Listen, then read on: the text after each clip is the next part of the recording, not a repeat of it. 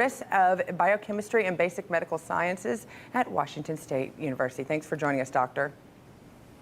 Delighted to be here. Okay, Dr. Paul, you authored a paper on the harms of electromagnetic fields of EMFs, which you then have used to lobby various government organizations, including the European Union. You have even called this latest 5G rollout insane. So we're going from a long way from having all of the electromagnetic fields from power lines in neighborhoods.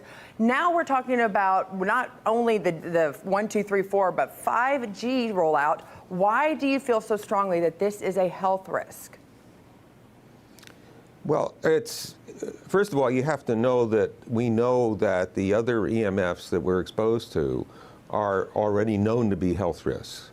And basically that 5G, because of the frequency that's going to be used and because of the extraordinarily high pulsation levels that will be used, is a much bigger threat to our health than the things that we already have, which are very substantial threats to our health.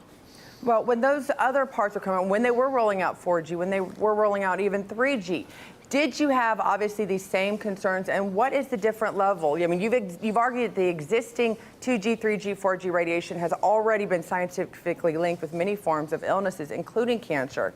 So do you feel even more, how much more of a danger do you feel like 5G is going to be? I think it's going to be massive. But you have to look, first of all, we're not just talking about the intensity.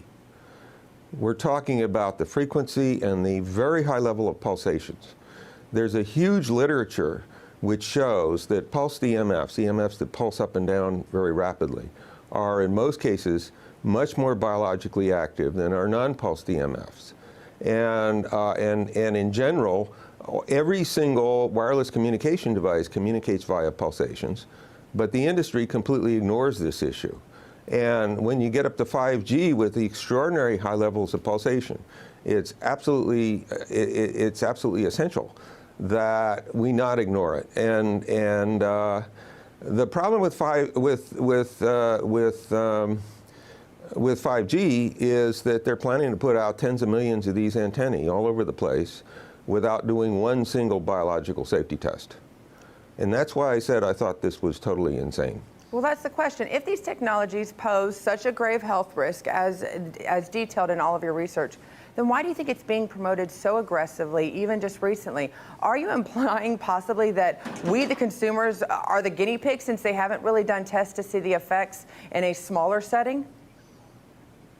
Absolutely. I mean, that's not an implication, it's a statement. We are, yes.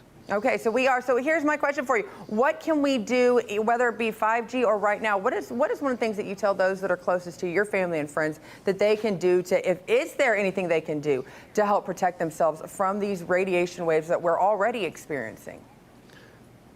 Well, there are many things you can do to make things better. The problem is, of course, it gets harder and harder to do them as we introduce more devices and more dangerous devices.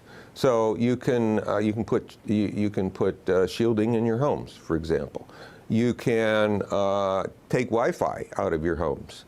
You can even shield your body, although people talk about tin hats and all that kind of stuff. But that there is shielding that can be at least somewhat useful, and basically, you can measure the intensities that you're exposed to and try to keep yourself into lower intensity fields. The problem is that intensity as such is only one measure. And there are all these other things that are important, including, as I said before, the pulsations and the frequencies. They all have very important roles here. And let me just say one other thing. It's very, very difficult right now to measure 5G.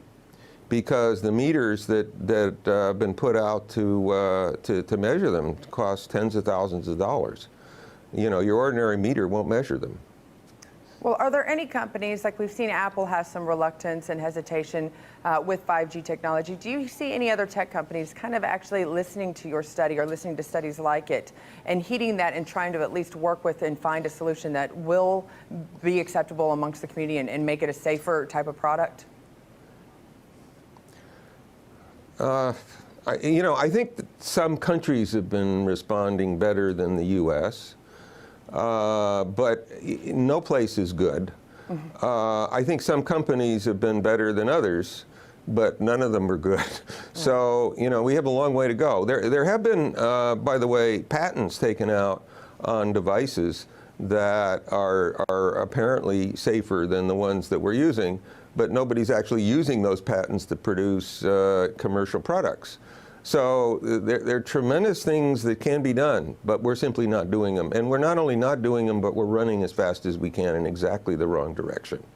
Well, Dr. Paul, thank you for all of your research on it. I think this is a time the society has to decide, does the risk outweigh the benefit? Thank you so much for joining us. Thank you.